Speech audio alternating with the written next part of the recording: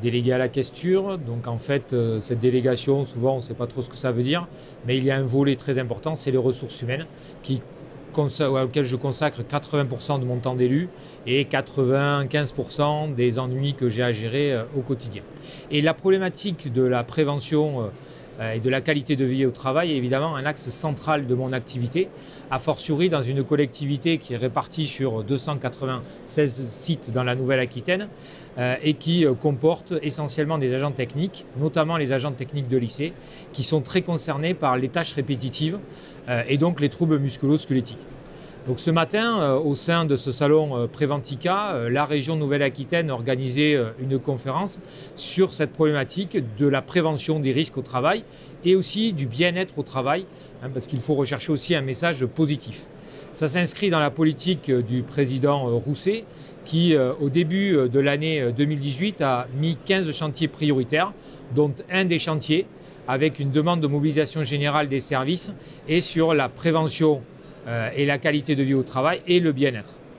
Et donc on se mobilise sur ce sujet. Alors la question bien évidemment, et ce qui va intéresser nos auditeurs, c'est comment.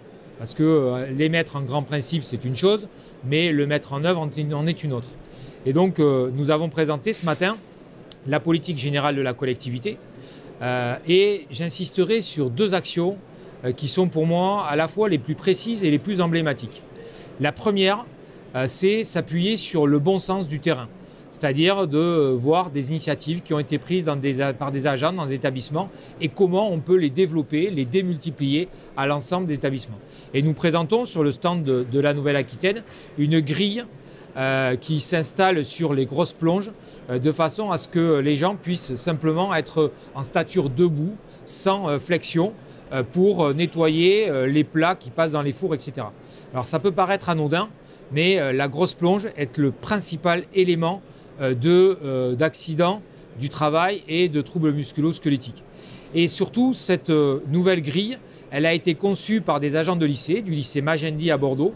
Et aujourd'hui, à partir de ce prototype un petit peu expérimental et artisanal, nous développons avec la société Pyrénées Inox à Biarritz un modèle avec un brevet, avec une mâchoire qui permet de s'adapter à la fois à toutes les plonges et à tous les environnements pour les 296 lycées d'Aquitaine et éventuellement, et c'est aussi l'objet pour nous de notre action, le développer aussi y compris dans les collèges et dans les lycées des autres régions de France, autant que faire se peut. Donc là, je disais, le bon sens du terrain, le développement économique est aussi une compétence de la région Aquitaine et donc une massification d'initiatives individuelles venant d'agents de lycée.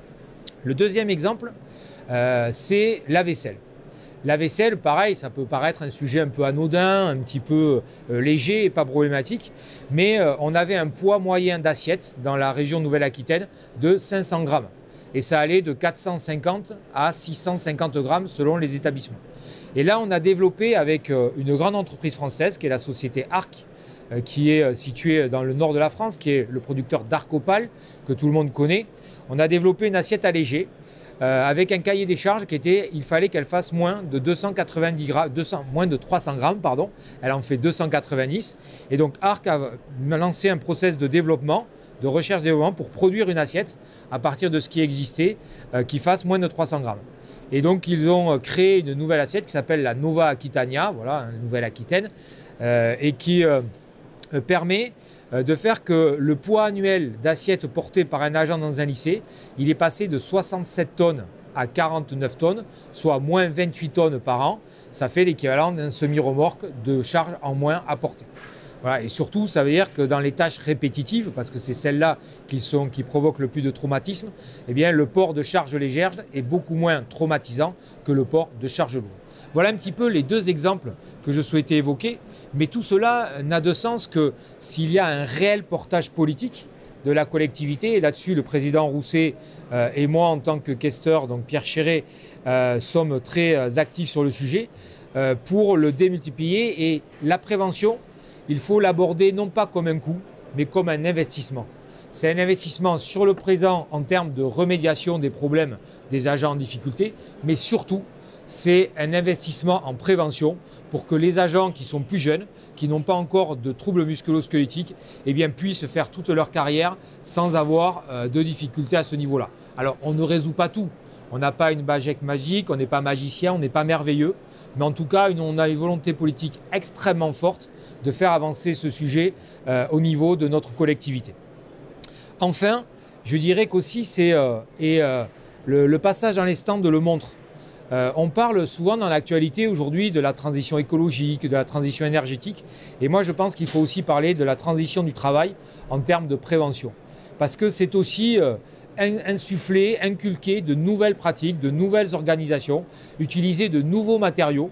Et moi, il y a une phrase contre laquelle je lutte, c'est les agents ou les cadres ou les politiques ou les journalistes qui disent « vous n'allez pas m'apprendre mon métier ». Si. Moi, en tant qu'élu, je l'apprends tous les jours, mon métier, et il faut qu'on l'apprenne tous les jours en s'inspirant des choses nouvelles qui sont faites, qui permettent de travailler dans des meilleures conditions et de protéger les individus. Pour conclure, je dirais que tout ça, dans la région Nouvelle-Aquitaine, 95% des maladies professionnelles sont issues de troubles musculo-squelettiques. Donc on a tout intérêt, et c'est pour ça que je parle d'investissement. C'est un investissement d'avenir pour faire que demain, les agents travaillent dans des meilleures conditions et que le service public, auquel je suis très attaché, soit rendu dans les meilleures conditions possibles pour les usagers comme pour ceux qui le produisent.